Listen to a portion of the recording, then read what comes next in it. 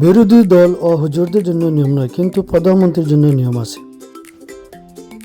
আপনাদের সবাইকে আজকের এপিসোডে স্বাগতম।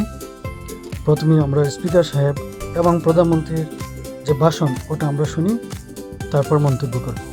নির্মমতার শিকার অসংখ্য মানুষের কান্না সংসদে দেখে দেখে পড়া অ্যালাউড না। আর হাজারো প্রাণের আত্মত্যাগের মধ্যে দিয়ে আপনি নোট রাখবেন, একবার তাকিয়ে তারপরে হাউজের দিকে তাকিয়ে বক্তব্য রাখবেন। আগামীতে এটাই আশা করি, এটাই সংসদের রেওয়াজ। ধন্যবাদ।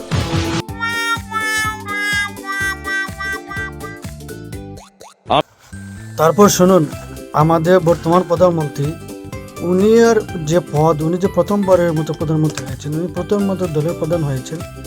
উনি বাংলাদেশের পুরুষ হিসেবে গত 17 বছরের প্রধানমন্ত্রী হয়েছেন।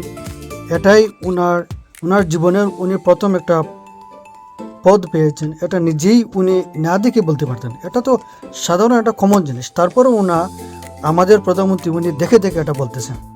এর অর্থ হচ্ছে উনি খুবই আমরা শিক্ষিত। যদিও স্পিকার সাহেব একজন হুজুরকে দেখিয়ে এবং বিরোধী দলীয় নেতাকে বলে আপনারা দেখে দেখে বলতে পারবেন না, কিন্তু আমরা দেখছি যে সংসদে প্রায় 90% যারা সংসদ সদস্য তারা সবাই দেখে দেখে ভাষণ দিতেছে। এবং পূর্বে যারা ছিল তারা তো দেখে দেখে পড়তেই পারতো না। তাদের সহকারী সেক্রেটারি থাকতো। এমন এক মহিলাদের আছে, আমি আপনাদেরকে দেখাবো, তারা বানান অক্ষরও পারতো না, 8ম শ্রেণীও পাস ছিল না, তারা সংসদ সদস্য ছিল। মাননীয় স্পিকার, মাননীয় পটুয়াখালী জেলা মেডিকেল কলেজ প্রতিষ্ঠা করা হয়েছে। পায়রা তৃতীয় সমুদ্র বন্দর এবং তৃতীয় 1320 মেগাওয়াট ক্ষমতার বিদ্যুৎ কেন্দ্র স্থাপনের কাজ শুরু হয়েছে এবং দ্রুত গতিতে এগিয়ে চলছে। লেবুখালী সেতু নির্মাণ কাজ দেশের উন্নয়ন এর জন্য বারবার দরকার। তাহলে আমরা শুনে নিই প্রধানমন্ত্রীর ভাষণটা প্রথমে। বাংলাদেশ জাতীয়তাবাদী দল বিএনপি থেকে জাতীয় সংসদ সদস্য নির্বাচিত হয়েছে।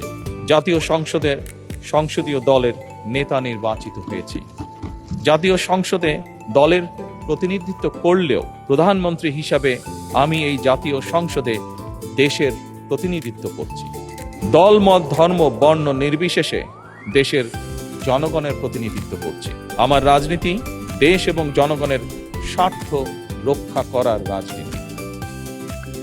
এখন আমরা শুনি স্পিকার সাহেব বিরোধী দলীয় নেতাকে কি বলেছিলেন এবং কি বলে সম্বোধন করছিলেন।